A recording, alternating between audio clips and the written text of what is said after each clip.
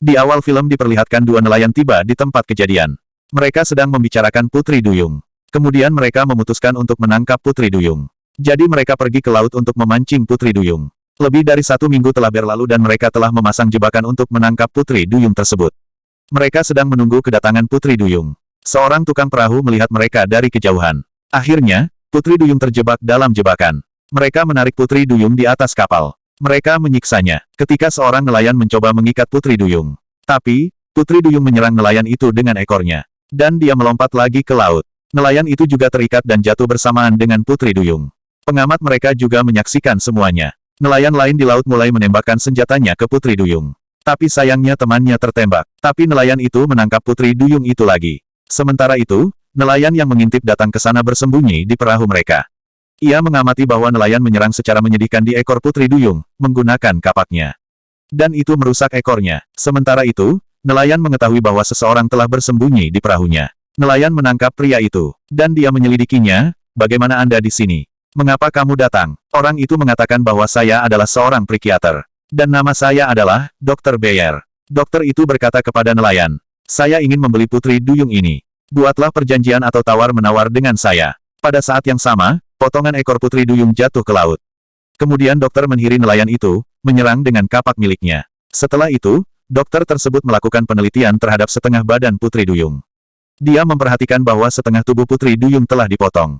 Meskipun demikian, ia masih hidup. Beberapa hari kemudian, kulit baru menutupi tubuh Putri Duyung. Dan dia hidup meskipun tidak makan. Ia telah tergeletak di tempat yang sama selama berhari-hari. Setelah 63 hari, tubuhnya melepaskan kulitnya. Kemudian saat yang sama, kaki ikannya mulai muncul seperti manusia. Seiring dengan berjalannya waktu kakinya telah pulih layaknya seorang manusia. Tapi dia masih belum bisa berjalan. Dan Putri Duyung itu dulu hanya makan ikan. Untuk pemeriksaan lebih lanjut, dokter membawa Putri Duyung tersebut ke rumah sakit jiwa. Dan fakta misteriusnya adalah ini. Hanya ada satu wanita di rumah sakit jiwa itu. Nama gadis itu adalah Jun, yang selalu berbicara dengan salah seorang gadis. Dan tidak ada yang bisa melihat gadis itu hanya terlihat oleh Jun. Jelas bahwa itu adalah gadis hantu. Saat Dr. Beyer membawa Putri Duyung itu ke sana. Dan Putri Duyung itu bisa melihat gadis hantu tadi.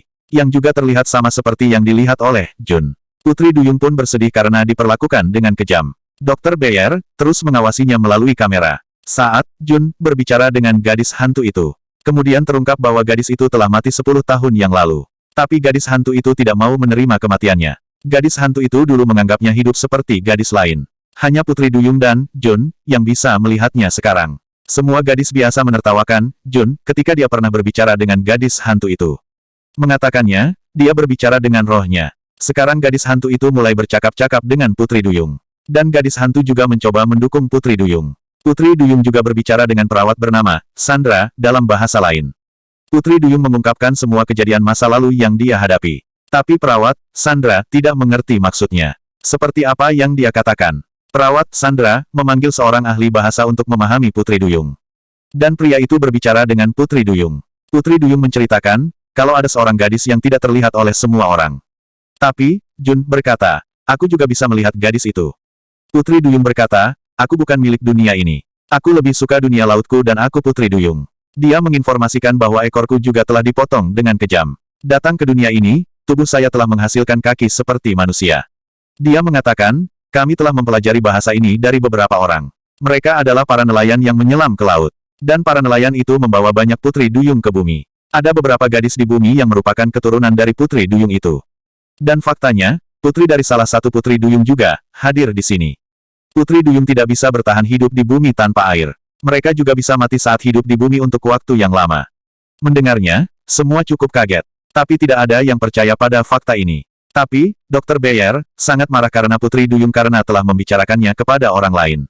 Jadi dia menyeret Putri Duyung secara paksa untuk menghukumnya. Dan dia menyiksanya. Gadis hantu itu juga pergi bersama dengan Putri Duyung. Semua gadis khawatir menyaksikan perlakuan seperti itu dengannya. Dan seorang gadis memutuskan untuk mendekati Putri Duyung. Gadis itu diam-diam mendekati Putri Duyung. Tapi, Dr. Beyer mengetahuinya. Kemudian dia bertanya kepada Dr. Beyer. Di mana Putri Duyung? Dr. Beyer berkata padanya. Dia ada di ruang bawah tanah. Dr. Beyer tidak melarang gadis itu tetapi membiarkannya pergi. Saat wanita itu mencari Putri Duyung.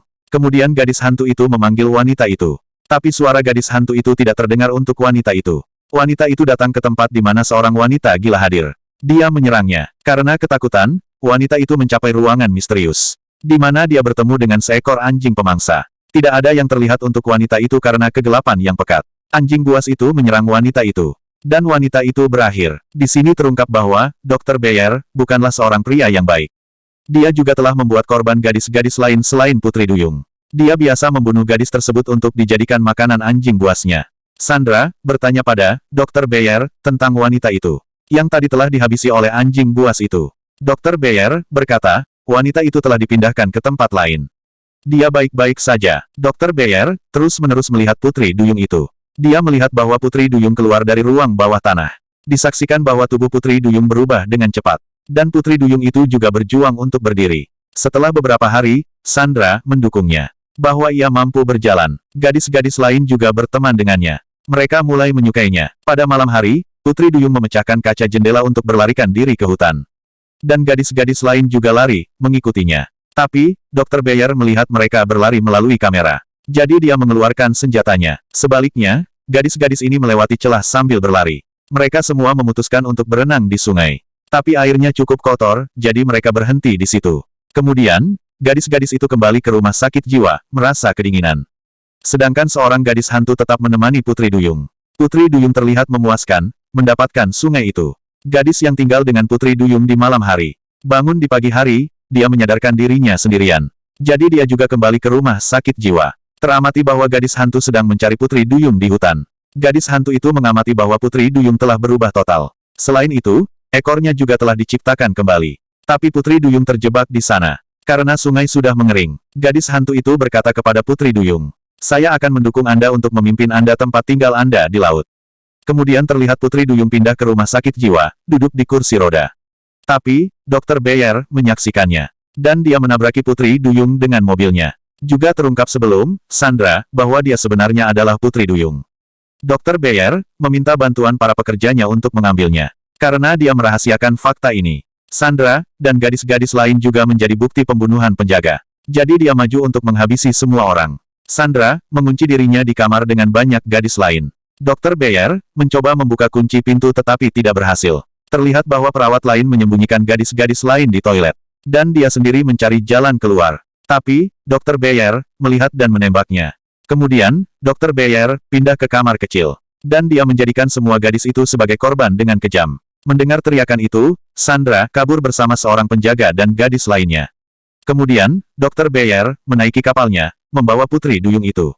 Dia menggantung Putri Duyung di kail. Karena dia akan memotong Putri Duyung. Karena dia mengira dia telah terjebak dalam masalah besar. Karena, Sandra, dan gadis-gadis lain telah menyaksikan dia membunuh.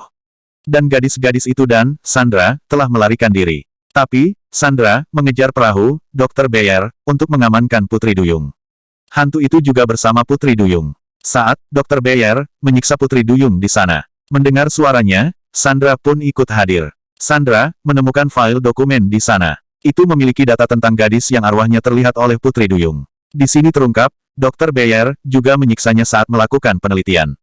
Akibatnya, gadis itu mati dengan menyedihkan. Kemudian, Sandra menemukan Putri Duyung itu. Dr. Beyer hampir menyerang Sandra. Tapi dia menembakkan pistol padanya sebelum serangannya. Dr. Beyer tidak mati tapi terluka. Kemudian Putri Duyung juga menyerangnya. Sedangkan kapalnya rusak sehingga membuat lubang. Jadi perahu mulai terisi air. Mendengar suara tembakan, semua gadis mendekat ke sana untuk membantu Sandra. Dan gadis-gadis itu juga menyaksikan bahwa dia sebenarnya adalah Putri Duyung. Setelah bersatu, mereka melepaskannya dari kail. Dan Putri Duyung pergi ke laut melalui bagian perahu yang rusak. Tetapi gadis-gadis lain telah tertangkap di sana karena aliran air.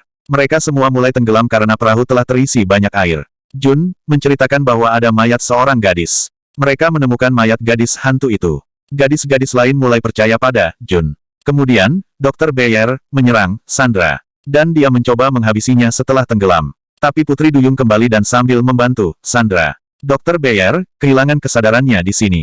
Putri Duyung membantu semua gadis lain untuk mengeluarkan mereka dari kapal yang tenggelam itu. Putri Duyung mendatangi mereka saat semua gadis menginjak tanah. Dan dia memuaskan mereka dengan mengatakan, "Anda telah membantu saya." Putri Duyung mengungkapkan di sini bahwa, Jun, sebenarnya adalah Putri Duyung. Kemudian gadis hantu itu juga muncul di sana dan terlihat oleh semua orang. Putri Duyung berkata kepada gadis hantu itu, "Aku bisa melihatmu." Aku bisa merasakanmu. Mengatakannya, dia menghilang ke dalam air. Kemudian diamati bahwa, Dr. Bayer, keluar dari air. Tapi Putri Duyung menariknya ke bawah. Dan dia menenggelamkan, Dr. Bayer, sampai mati. Dan film juga selesai di adegan ini.